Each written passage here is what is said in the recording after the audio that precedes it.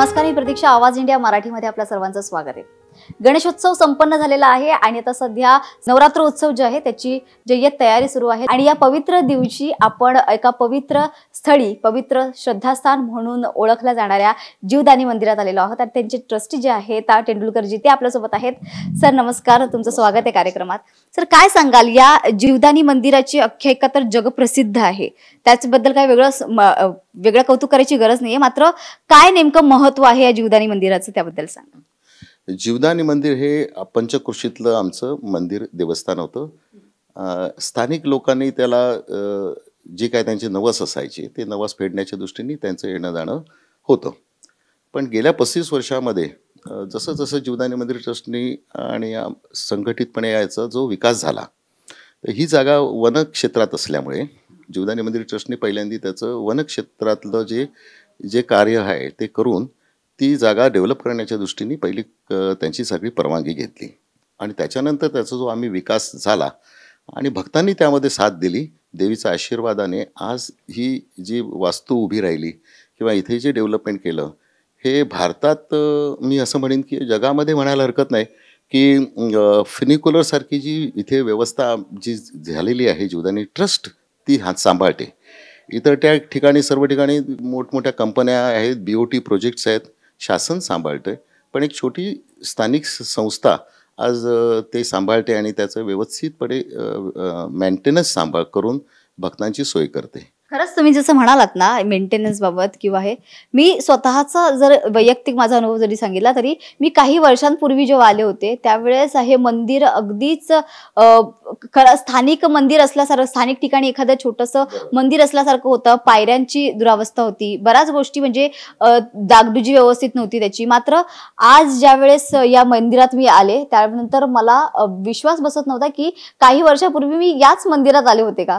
इतके खरंच हाय टेक्नॉलॉजीने तुम्ही या मंदिराची स्वच्छताच्या दृष्टिकोनातून देखील म्हणू शकता तुम्ही, त्याचबरोबर वेगवेगळ्या टेक्नॉलॉजीने सध्या लोकांची देखील सोय जी आहे, भाविकांची सोय तुम्ही केलेली आहे. कधीपासून ही सुरुवात झाली आणि कशा पद्धतीने आता सध्या अजूनही काम सुरू आहे? ह्या संस्थेचे 35 वर्षापूर्वी अध्यक्ष म्हणून भास्कर ठाकूर म्हणून जे आले, त्यांनी काही आमच्या विश्वस्तांना निवड करून ह्या संस्थेमध्ये सहभागी करून घेतलं. त्या 35 वर्ष मी त्यांच्याबरोबर काम, ह्या ठिकाणी पायऱ्याही नव्हत्या आणि पायऱ्यांच्या सुरुवातीपासून ते अद्यावत आपलं फिनिक्युलर सिस्टीम ही ह्या ट्रस्टने आतापर्यंत केली. त्यामागे एक तर देवीचा आशीर्वाद, भक्तांची साथ आणि टीमवर्क. म्हणजे इथे कोण एकट्या माणसाचं कार्य नाही. मी स्वतः सिव्हिल आणि इलेक्ट्रिकल इंजिनियर आहे, मी व्हिजिटियामधून पास झालेलो आहे. तर ह्याचा जिथे जिथे मला उपयोग करता आला आणि ह्या संस्थेचं आम्ही सगळ्यांनी आणि मला साथ दिली आणि टीमवर्क असल्यामुळे निश्चित एक चांगली आपली सनातन संस्कृतीची एक इमारत, आणखीन एक मंदिर आणि एक वास्तू अशी इथे उभी राहिली आणि त्या शक्तीतून महाराष्ट्रभर आपल्या जीवदानी आईचं एक चांगलं नाव पोचलं आहे. महाराष्ट्र जे मंदिर न्यास समिती आहे ती त्या संबंधित आम्हाला सूचना करत इथे आम्ही ड्रेस कोड लागू केले, इथे आम्ही महाआरती सुरू केल्या आणि अशा प्रकारचे चांगले धार्मिक काम करत असताना आम्ही जास्तीत जास्त म्हणजे समाजासाठी उपयोगी होणाऱ्या ज्या गोष्टीवर जास्त लक्ष दिलं. आम्ही एक शाळा जे 5-7 वर्षापूर्वी चालू केली, त्यामध्ये आज 3500च्या आसपास विद्यार्थी आहेत. ते जवळजवळ 70,000 फुटाचं काम आपल्या देवीच्या माध्यमातून करण्यात आलं. तिथे इंग्लिश मीडियम आहे आणि मराठी हा कंपल्शन विषय ठेवलेला आहे. आज त्या शाळेत जी फी आहे ती इतर जी काय प्रायव्हेट स्कूल्स आहेत त्यांच्यापेक्षा 10% फी आहे. त्याच्यानंतर आपण डायलिसिस सेंटर्स ह्या माध्यमातून केलेली आहेत. आता म्युन्सिपाल्टीची, महानगरपालिका आणि आपण व काही आमच्या मित्रसंस्था आहेत त्यांच्या सहकार्यातून आपण फक्त 50 रुपयामध्ये डायलिसिस करून देतो आहे. तर हे काम आपण करतो आहे. महानगरपालिकेच्या हॉस्पिटलसाठी आम्ही इथे जागा उपलब्ध करून दिली की इथल्या स्थानिक लोकांना त्याचा फायदा व्हावा. त्यामुळे शिक्षण आणि आरोग्य ह्या गोष्टी पण आपण सांभाळत आहोत. हे जे क्षेत्र आहे टोटल 5,500 हेक्टर साधारण वन खात्याचं डिग्रेडेड फॉरेस्ट होतं. तर ह्या 35 वर्षामध्ये ह्या डिग्रेडेड फॉरेस्टचं अपग्रेडेशन करणं आणि त्याच्यासाठी आम्ही एक मायक्रो प्लान चालवला आणि तो मायक्रो प्लान महाराष्ट्र जे फॉरेस्ट डिपार्टमेंट आहे ते आणि आम्ही आणि जीवदानी मंदिर बरोबर सामाजिक संस्था आणि महानगरपालिका ह्या सगळ्यांचा असा तो एक टीम वर्क आणि आज आपण जे पाहत आहेत ग्रीनरी तर ती जी अनुभवाल तुम्ही आज पुढे जसं जसं दर्शन घ्यायला जाल तसं तुम्हाला ते सर्व दिसेल तर त्यामध्ये सगळ्यांचं ते श्रेय आहे आणि हे सगळं सांभाळण्याची जबाबदारी वन खात्याने आमच्यावर सोपवलेली आहे. नक्कीच. खरं तर खूपच सुंदर इथे काम तुम्ही केलेलं आहे. सुरक्षेच्या दृष्टीने देखील महत्त्वाचं तुम्ही इथे जे आहे सिक्युरिटी जी आहे ती देखील सुरक्षेच्या दृष्टिकोनातून देखील तुम्ही काळजी घेता सगळ्या गोष्टींची आणि या सगळ्या गोष्टीत कशा प्रकारे डेव्हलपमेंट झालेली आहे, सध्या काय काय सुविधा भाविकांसाठी आहे त्याबद्दल एकदा सांगा. भाविकांना सुविधेच्या दृष्टीने तर येणं जाण्याच्या दृष्टीने पुरी 1400 पायऱ्या होत्या. तिथे आपण एक फिनिक्युलर सिस्टीम केली आणि त्यातून ते 180 मीटरपर्यंत त्या व्यवस्थेतून फिनिक्युलर सिस्टीमनी रोपवेस आपण म्हणतात, काही लोक त्याला ट्रॉली म्हणतात, पण त्याला फिनिक्युलर हे नाव आहे आणि त्या सिस्टीमने आम्ही ते वरपर्यंत जातो 180 मीटर आणि तिथून परत आम्ही 2 लिफ्टची व्यवस्था केलेली आहे. त्या 2 लिफ्ट आहेत त्या 50 पॅसेंजरच्या आहेत आणि जाणारी क्षमता आहे फिनिक्युलरची 100 पॅसेंजरची. म्हणजे एका ट्रिपमधून आलेली 100 पॅसेंजर्स भक्त हे इमिजिएटली ताबडतोब त्या लिफ्टनी वरती जातात. वरती गेल्यावर त्यांचं दर्शन होऊन ते रिटर्न अर्धा तासामध्ये येऊ शकतात सब्जेक्टेड टू गर्दी कशी असेल त्याप्रमाणे. तर अशा प्रकारे व्यवस्था दर्शनाची केली आहे. विशेष म्हणजे आम्ही महानगरपालिकेच्या क्षेत्रात सुद्धा आणि पोलिसांच्या मार्गदर्शनाने सुद्धा आपण इथं CCTV कॅमेरे लावलेले आहेत. जवळजवळ 160 CCTV कॅमेरे होते व ह्या नवरात्री उत्सवामध्ये कमिशनरांनी आम्हाला स्वतः व्हिजिट करून ह्या ठिकाणी आम्हाला मार्गदर्शन करून अजून आपण काही कॅमेरे वाढवले. तर सुरक्षिततेच्या दृष्टीने पूर्णपणे कार्यरत आहेत. पोलीस यंत्रणेतून आम्हाला जवळ दरवर्षी 40 पोलीस त्यांचे सशस्त्र येत असतात, पण ह्यावेळी त्यांनी 100हून अधिक पोलीस आपल्या ह्या भक्तांच्या सुरक्षणासाठी दिलेले आहेत. ह्यावर्षी आम्ही जो एक रस्ता होता आमचा तो जायचा रस्ता आणि रिटर्न रस्ता हा एकच होता. तर ह्या वर्षी आम्ही काय केलं की दुसरा एक रस्ता आम्ही तयार करून एका रस्त्याने भक्त जातील आणि दुसऱ्या रस्त्याने उतरतील आणि त्याचा आम्ही एक डिझास्टर मास्टर प्लान आम्ही केला आणि तो मास्टर प्लान कमिशनर आणि ह्या सगळ्या पोलीस यंत्रणेच्या बरोबर बसून त्यांच्या सल्ल्यांनी सगळ्यांच्या विचारांनी तो इम्प्लिमेंट करत आहोत. तर पहिल्या दिवशी आमच्याकडे आता कुठल्याही प्रकारची गर्दी झाली नाही. भक्तांना चांगलं सविस्तर छानपैकी दर्शन मिळालेलं आहे. एवढं मी आपल्या माध्यमातून. नक्कीच. आता मी येताना पाहिलं तर खरंच आम्हाला आधी वाटलं होतं की कदाचित गर्दी असेल, आम्हाला जायला देखील रस्ता असेल नाही, मात्र इतक्या सुरळीत पद्धतीने जे भक्तांना आहे ना सगळ्या व्यवस्थित सुविधेने जाता येत होतं आतमध्ये आणि त्यात कुठेही गर्दी कुठेही गोंधळ आम्हाला दिसलेला नाहीये. हे खरं तर महत्वाचं. मी काही इतिहासामध्ये जरा जाईल. 17व्या शतकात म्हणे या मंदिराच्या पायऱ्या उभारल्या गेलेल्या आहेत, त्याबद्दल काय सांगाल? ही आख्यायिका कितपत खरी? आणि त्याशिवाय मंदिर जे आहे पांडवांनी बांधलं आहे अशी देखील आख्यायिका आहे. याच्याबद्दल जरा सविस्तर सांगा आमच्या दर्शकांना.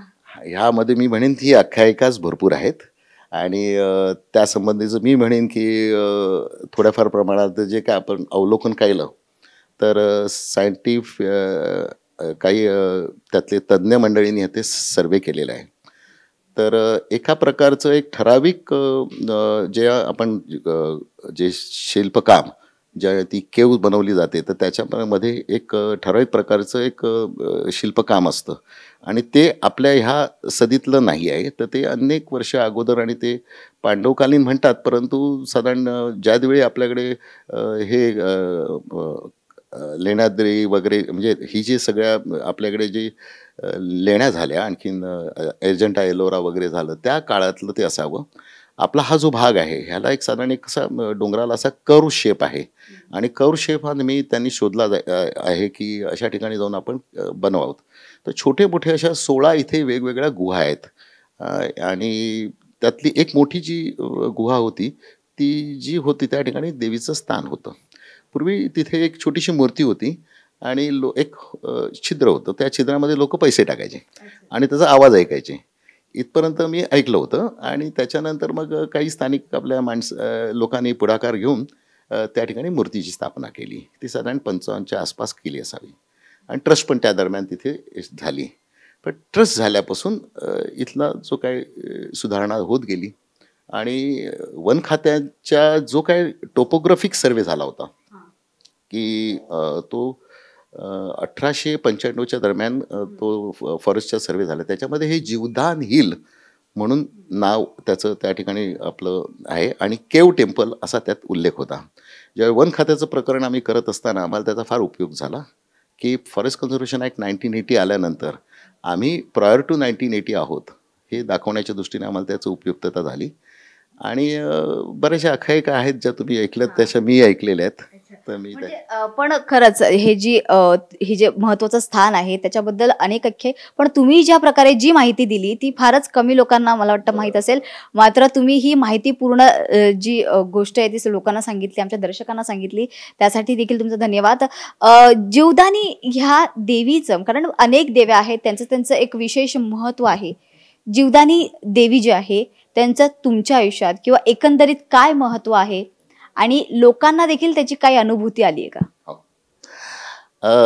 निश्चित की मी समजा एखादं घर बांधलं असतं वरती आणि तिथे फिन्युकलरची सिस्टीम केली असती तर एवढी लोक आलीच नसती. तिथे देवीचं स्थान आहे आणि देवी तिथे वास्तव करते ह्याची अनुभूती प्रत्येक भक्तांना येते. माझा तर इथे 2002ला एक पुनर्जन्मच झाला आहे. मी जवळजवळ 25 फुटावरनं खाली पडलो होतो आणि त्यावेळी असं झालं होतं की हा उभा राहील की नाही अशी शंका होती. परंतु आता आमचे काही मित्रमंडळी आहे आणि त्यांच्याबरोबर जाऊन मी आता जवळजवळ आम्ही कालच एक 100 किलोमीटरची सायकलिंग केली. तर ही शक्ती देवी देते आणि देवीला माझ्याकडनं काय काम करून घ्यायचं होतं त्यामुळे तिने पुनर्जन्म पण दिला आणि चांगली शक्तीही दिली आणि त्याचा उपयोग सेवेत आपण करतोय. तर जवळजवळ 25 फुटावरनं पडलो आणि त्यातून सर्वाइव्ह झालो. हा माझा स्वतःचा अनुभव आहे. तसेच दर्शकांचे इथे भाविक जे येतात त्यांचेही काही अनुभव असतील किंवा त्यांनीही तुमच्याबरोबर कधी काही अनुभव सांगितले असेल, असा कुठला अविस्मरणीय किंवा आश्चर्यकारक असा कुठला अनुभव तुम्हाला वाटलाय काय? आमचं काम चालू असताना आमचे एक आर्किटेक्ट होते मित्र, त्यांचा मुलगा जवळजवळ 40 फूटवरून खाली पडला. आता 40 फुटावरनं पडल्यानंतर तो मुलगा सुरक्षित राहणं हे आश्चर्याचं आहे. तर त्यांचं नाव नाही घेत, परंतु तो मुलगा पूर्णपणे बरा झाला, त्याला काही जास्त लागलं नाही. तो थोडा घरंगळत गेला परंतु 40 फूट तो वरून दरीत गेला होता तर तो वाचला. अशी अनेक उदाहरणं आहेत. तर मी सांगेन की ते दिवस लागतील भरपूर. एक आमच्याकडे आम्ही काम करत असताना हे गणपती बाप्पाचं मंदिर आहे, त्या ठिकाणी आम्ही जुनी मूर्ती होती. तर ती जुनी मूर्ती होती, त्या जुनी मूर्तीचं आम्ही काय केलं, त्याचं एक छोटं मंदिर बनवून, आणि हे आपण पाहाल हे गणपती मंदिर, तिथे एक आम्ही त्याचं जीर्णोद्धार करायचं ठरवलं.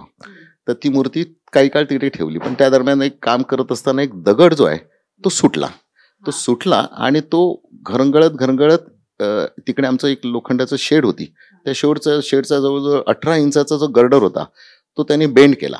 त्याच्यानंतर जवळजवळ 2 फुटाची मूर्ती भिंत होती ती तुटली आणि तो दगड बरोबर जाऊन तो गणपती बाप्पाच्या समोर जाऊन थांबला.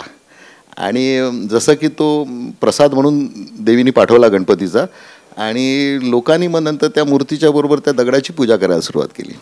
आणि आमची अवस्था अशी झाली की आता तो करायचं काय.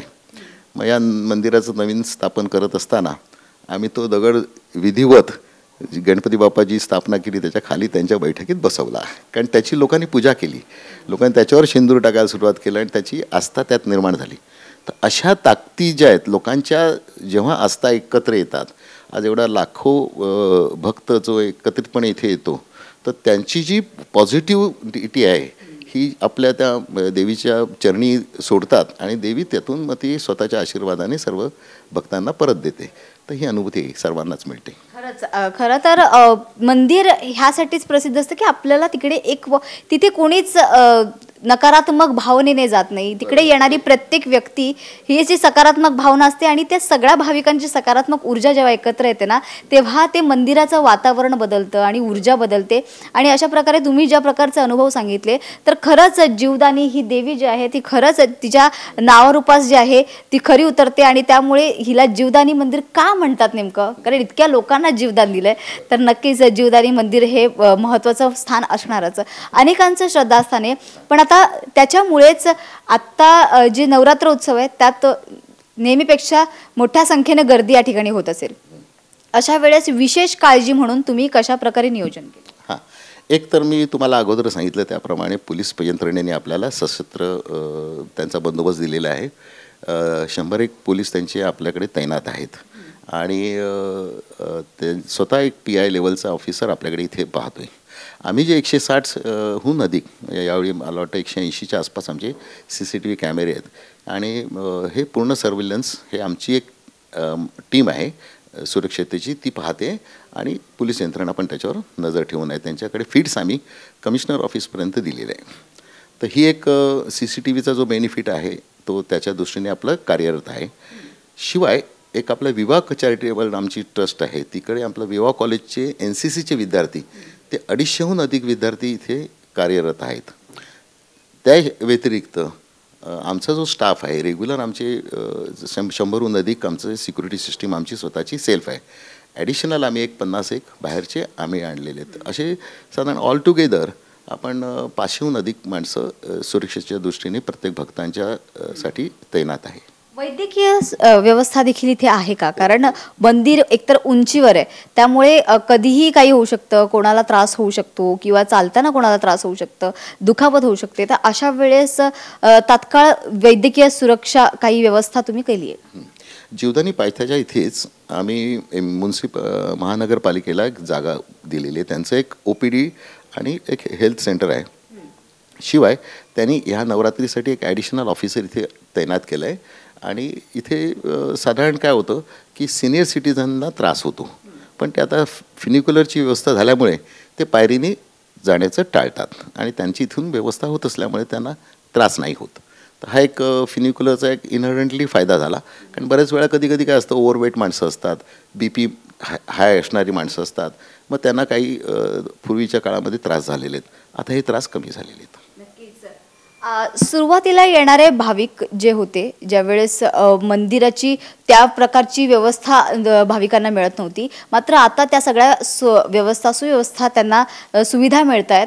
तर त्यावेळेस येणाऱ्या भाविकांच्या आणि आत्ता येणाऱ्या भाविकांच्या प्रतिक्रिया काय आहे, त्यांचा प्रतिसाद कसा आहे या ठिकाणी मंदिरात? जीवदानीवरती येणारा सगळा जो भक्त आहे हा रोज होणारी प्रगती पाहतोय. त्याला दिसतंय की मला इथे एक चांगल्या प्रकारे व्यवस्थापन होतंय आणि तो सढळ हस्ते मदत करतोय. 35 वर्षापूर्वी जे आमचं वार्षिक उत्पादन होतं तर त्याचे काही 200 पट ते 300 पटपर्यंत त्याचा प्रोग्रेस झाला. तो भक्तांनी पाहिलेला प्रोग्रेस पाहून देवीच्या आशीर्वादाने आम्हाला हे संधी मिळाली की ह्या पैशातून लोकांचं चांगलं काम व्हावं. एन्व्हायरमेंट, हेल्थ आणि आपण शिक्षण, कारण शिक्षण हे महाग होत चाललं आहे आणि आपण त्या शिक्षण महाग असल्यामुळे आपली तरुण वर्ग जो आहे तो ठरवतो की आम्हाला मूलच नको, आणि मूल नको म्हटल्यावरती एकच मूल हवं आहे. जेमतेम एका मुलावरती ते समाधानी होत आहेत. तर ह्यातून काहीतरी बाबा लोकांना आपल्यासारख्या संस्थांनी पुढाकार घेऊन पुढे यावं आणि शिक्षण हे एफोर्डेबल आणि चांगल्या क्वालिटीचं शिक्षण मिळावं, हा आमचा एक जास्त कल आहे. ग्रामीण भागामध्ये जाऊन शाळा काढणं आणि एक त्यांची एक शाळा महत्त्वपूर्ण आहे. तुम्ही आता या निमित्ताने आमच्या शाळेचंही जाऊन तिथे शूटिंग करावं आणि लोकांना तेही दाखवावं. आमचे डायलिसिस सेंटर जे आहे त्याचंही करावं. याच्या अगोदर आम्ही काही ग्रामीण भागामध्ये जाऊन मोबाईल क्लिनिक सुरू केले होते. आताही एक मोबाईल क्लिनिक आम्ही बोईसर आणि त्या जव्हार भागामध्ये चालू ठेवलेलं आहे. असं करत असतो. नक्कीच. खरं तर कुठल्याही समाजाची जी प्रगती असते ना, ती धार्मिक आणि सामाजिक या दोन्ही गोष्टी हातात हात घालून जातात पुढे. त्यावेळेस खऱ्या अर्थाने जे आहे प्रगतिशील समाज जो आहे तो निर्माण होतो आणि त्या प्रकारे तुम्ही धार्मिक आणि सामाजिक या दोन्ही गोष्टी सांभाळत या ठिकाणी लोकांच्या श्रद्धेसोबतच त्यांना सुविधा देखील उपलब्ध करून देताय. खरंच तुमचं यासाठी अभिनंदन करायला हवं आणि तुम्ही खरंच खूप उत्तम कार्य करताय. यासाठी देखील तुम्हाला पुढील वाटचालीसाठी शुभेच्छा आणि नवरात्रोत्सवाच्या देखील तुम्हाला शुभेच्छा. धन्यवाद सर. आपल्या सगळ्या प्रेक्षकांना आमच्याकडनं नवरात्री उत्सवाच्या शुभेच्छा. धन्यवाद.